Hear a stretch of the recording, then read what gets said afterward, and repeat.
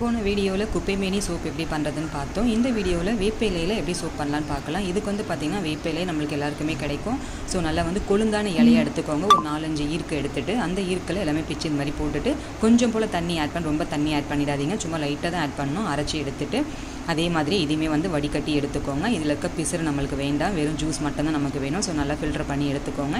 இது கூட பார்த்திங்கன்னா நான் வந்துட்டு சும்மா ஒரு 1/2 ஸ்பூன் அளவுக்கு பார்த்திங்கன்னா லைட்டாக வந்து மஞ்சள் பொடி ஆட் பண்ணிக்கிறேன்.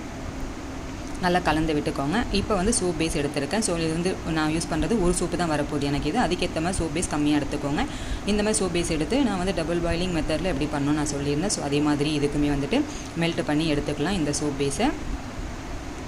இந்த வெயிலுக்கு இந்த மாதிரி வேப்பையில் சோப்பு நம்ம வந்து யூஸ் பண்ணும்போது நம்மளோட ஸ்கின்னுக்கு ரொம்பவே நல்லாயிருக்கும். ஸோ இப்போ இதில் பார்த்திங்கன்னா ஒன்று விட்டமின் இ கேப்சூல் ஆட் பண்ணினேன். இப்போ அரைச்சி வச்சுருந்தா எல்லா ஜூஸையும் நம்ம மிக்ஸ் பண்ணிட்டோம். இதை வந்து சோப் மோல்டில் வச்சுட்டு ஃப்ரீஸ் பண்ணி எடுத்துட்டோம் அப்படின்னா சூப்பரான நீம் சோப்பு ரெடி. இங்கே பாருங்கள் எவ்வளோ அழகாக, எவ்வளோ கிளியராக, சூப்பராக இருக்குது பாருங்கள். இதே மாதிரி ட்ரை பண்ணி பாருங்கள். மறக்காமல் என்னோடய பேஜை ஃபாலோ பண்ணிக்கோங்க. தேங்க்ஸ் ஃபார் வாட்சிங்.